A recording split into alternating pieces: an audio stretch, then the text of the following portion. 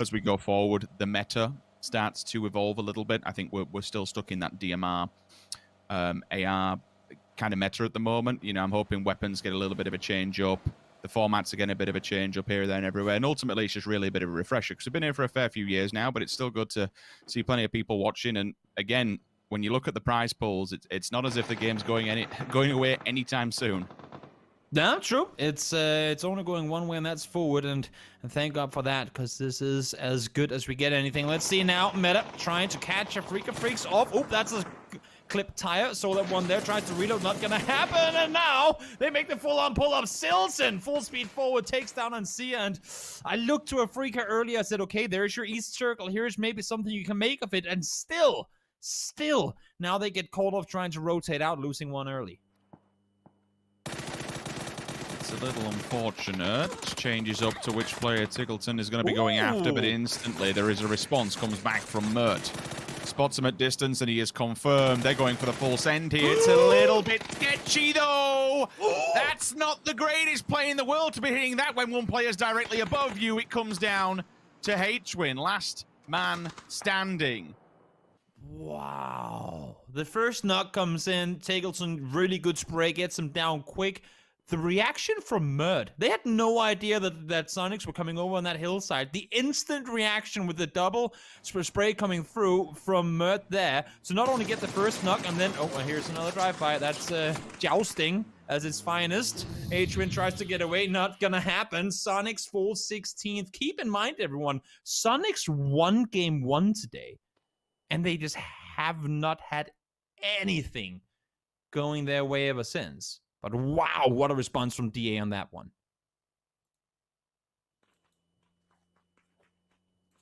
Yes, this is further got the information that we have a full team lurking in the distance. Chip steps up and able to knock Onyx. We do have a code on the left-hand side, so grab it while you can. I don't want to divert too much attention from what's about to unfold, because if T1 decide to jump into this whole powder keg is about to go up. Chip is now responded on. Pio, absolute blinder of a shot. The repeak, will it come through? Ada's certainly aware that it's not out of the realms of possibility, so we'll dip down below for now. Meta, they've heard these shots up by the Lumberyard. They want to get involved themselves, but it looks like they still have a different fight. That nade was onto Afreeca Freecs. So Meta just needs to be very, very careful that it doesn't bite off more than it can chew here. If it wants to take on two different teams, so be it, but ultimately that could spell disaster going forward. T1's here, they're at the doors. The Wolves are knocking. Gen.G, how do you respond? MCG kind of stopped in the tracks, and maybe they were vying towards the sandbag ditches. Doesn't come through as DXG do jump in directly in front of them. They've not accounted for Pio around the corner. The first one's there. They are wrapping around him. It's a valiant attempt, but it's instantly shut down. Loki, last man standing here for Gen.G to try and hold the mantle. They ticked. It's a little bit more to the right, rather, unfortunately, but he gets one. Bang, Star-Lord in the face. Nade. Going to be a low ball. Laying down, at least, and does a fair amount of damage to Aqua 5 as well if he goes into this. He's done them dirty. Wow. Yes, it is Bushus who comes in to seal the deal with Star-Lord, but ultimately, Loki did so much damage, the third party comes in, and T1 is responded to. No cover whatsoever. It's not the greatest just because of the position perpendicular to where the school is. Not a big fan. It's something, so you could say it's better than nothing. Loki's just driving in. Daytrade comes flying over and goes flying out. Well, if you're gonna go down, you might as well make a show of it, and that sure was a great attempt at that as possible. Let's see now, Oath, here they come full speed forward, the former Kingpin dip, now with more cover, but still to be forward for Evil Lee trying to hold up. He's gonna go down as well, 2 people down on that team. They're trying to full speed send it through. Balefrost finds one as well, 2 left alive on the team. Him and Pat Gaps are trying to do damage here, and they're taking casualties all over the place. Lingdu holds off, but he falls, and Oath, they stand victorious, but at what cost? They've lost 2. If you're Petrichor or VP, you see that, you say, okay, well, it's a small opportunity to maybe get closer to the top of the spot here. The top is open. No. Next team comes in and crushes Pack Caps. Pure Boy just runs him over. Balefrost, do they know? They know? Do they know? I don't think so. Satsu's not, he's not looking. Oh, okay. The level 2 Western Pro Why won't keeps he him die? alive. I mean, Enterforce 36 would love to get some more space to play around. They just can't do a whole lot with him being right there. Nate is going to go far. Now they spot him on the side. One gets tacked up, but Amonut holds the angle. And I just got to say, ever since the changes to this terrain, ever since the changes to the whole area around Kingdom Dip with the Wrangle Remastered, I love seeing some action down there. It doesn't have the same value anymore that it used to. And seeing some fights for this dip in particular, where we've seen so much chaos before, it's... Gonna try and leg him underneath the cap. Doesn't happen. Blue will probably actually do it to him. Yep. In fact, no. One more bullet while he was out there. From afar. Yeah. The blue must have just kind of ticked him enough to get that final bullet in and steal the point away. So now V is gone. Rather unfortunate given the position that they were in. They committed to the fight, though. You know, they forced the situation. So it is what it is. Petrichor Road, second place. Now that they've seen MCG go down, is this the time to jump to the top of the board? Very well could be Virtus.pro. They have a chance here to make them play on forward. They need to deal with Infantry, but fortunately for them, as you can see, Daytrade are doing damage to them on the other side as well, Lou. Oh, we've seen him do so much damage today already. It's been with bolts, it's been with DMRs, and now the nade is going to be close, and it's going to get 9 down as well. Virtus.pro, they stay alive, keep 3 up. Maybe they'll be able to get Hirusen up as well. He is kind of in the open right now, and DA from inside the circle are doing all they can to try and hold them out. We'll see now. In the meantime, Petrichor currently sitting in second place. They rep for the Mings. What a shot coming through from him. That is an absolute blinder of a drop shot on transition comes through. Petrichor Road is destroyed.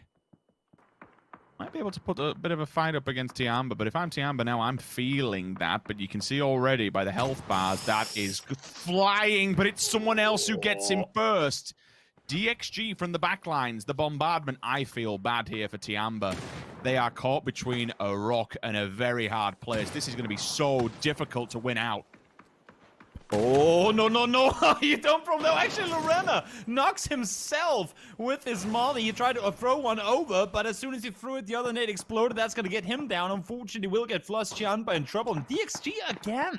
Smart decision-making in when they opt to take their engagements. They've been playing pretty decent today. I know it's only a 26-point day overall, but 8 kills this game already. Make it 10. And all 4 still alive. This could be the turnaround that DivisionX Gaming needs.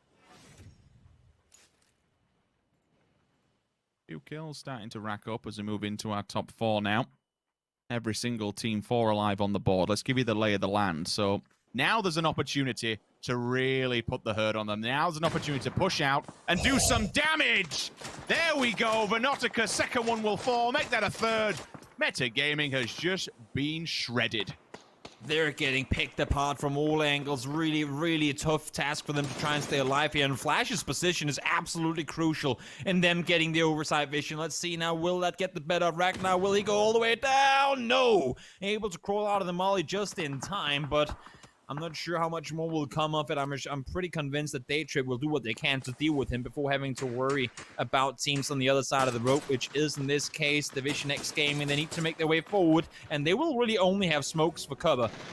Let's see now, Ragnar tries to back off. Not gonna happen. Down he goes. 6 kills for Daytrade, as they now maybe have a chance to make a play towards DA with Flash still up on the hill. Yeah, it's an important position to be holding with 6 kills already. A few more frags that send them flying up the leaderboards and maybe even at the realms of possibility to about to touch that top 3, if not top 4, almost certainly guaranteed. Nurins is firing. That's another one as well. What in the world is he doing? He is dismantling DXG from a distance here. Another one will fall. DivisionX instantly is just removed from play. Give me that AWM. See how much they can do with it. Both teams have utility at hand. I mean, DA, we've seen them win 2v4s. We've seen them win 3v4s. I would not count them out ever when it's a 4v4. Now here comes the push. Mert trying to cross over the road. They know the circle. It's going to end up on the north side, and they're trying to make a play for it. Get up there. There are still some vehicle covers left from what was there before. Vanotica, though, he's in a good position with the nade in hand. That nade could be money. Shots fired. Mithralius ends up going down. Oh, my lord, they're falling like flies. Pubg fires one. The nade finds one more. There's just one left alive. Code Marco, 1v4. Good luck, buddy. You're gonna need it. Hey, he's just seen everyone else falling around him. And Daytrade know exactly where he is.